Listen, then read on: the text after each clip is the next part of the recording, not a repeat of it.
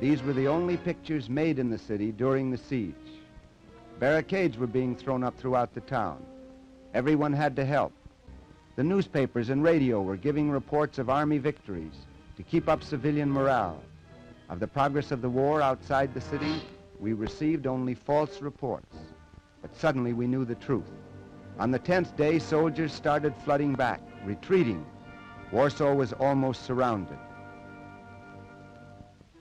The bridges over the Vistula were the main military objectives of the air raiders. Planes dived low over the city as they attacked. Polish anti-aircraft batteries actually made many direct hits. About 50 German planes, all told, were brought down while I was in Warsaw. 7 women had been machine gunned from the air while digging potatoes. Beside one mother's body, a stunned child waited for what might happen next.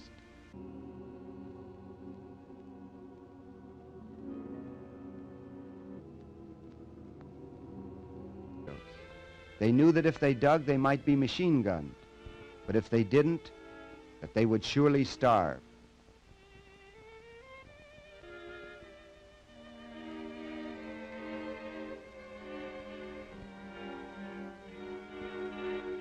And huge craters were blasted in the streets, sometimes almost at my feet. They huddled together, perhaps drawing some courage from contact with their fellow sufferers. It was pitiful, for in groups like this, a bomb could rub out scores of lives. Between 300 and 400 enemy planes a day were overhead. By the 12th day, it was absurd even to sound alarms, for there was always an air raid. Stores had kept open so long as there was anything to sell. Then the city established bread lines, where more than half the population lined up for their daily rations. People were constantly moving, sometimes saving the least useful but most prized possessions from the debris of their homes. Demoralized, they shifted about the city, seeking safety. They were lucky who owned a horse and wagon, because the entire family, even to the house pets, could be moved together with enough necessities. By this time, the German Air Force, which had outnumbered the Polish planes by 20 to 1, had left not a defending ship in the sky. A new type bomb appeared, a 500-pounder. It was almost impossible to put the fire out, for water mains had been blown up. At night I roamed through the city, photographing blocks of closely packed apartments, which were in flame. Blackouts were completely ineffectual, and the fires lighted up the city for miles around, by 25 or more misses. I made these scenes on a Sunday afternoon. The church had been struck during Mass that morning.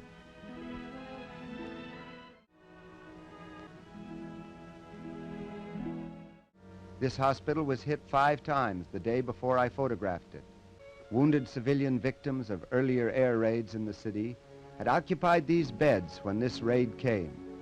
It was like a grim avenger, relentlessly determined that they should not escape.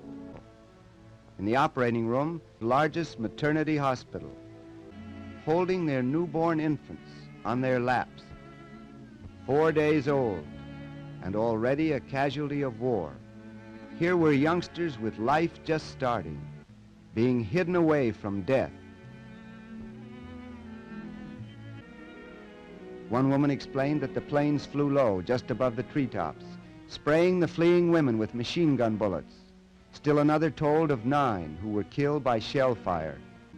When they learned that I was an American photographer, somehow they seemed to believe that I had come all the way from the United States to help them. But I could do no more than capture the record, written in their faces, dazed, angry, magnificent. Many of the middle-aged were sullen and angry. Youngsters were half resentful, half resigned, while their elders turned to prayer.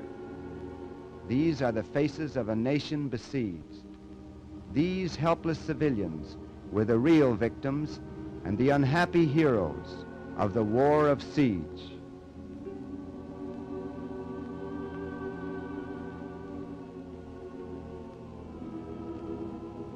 May God have mercy on them.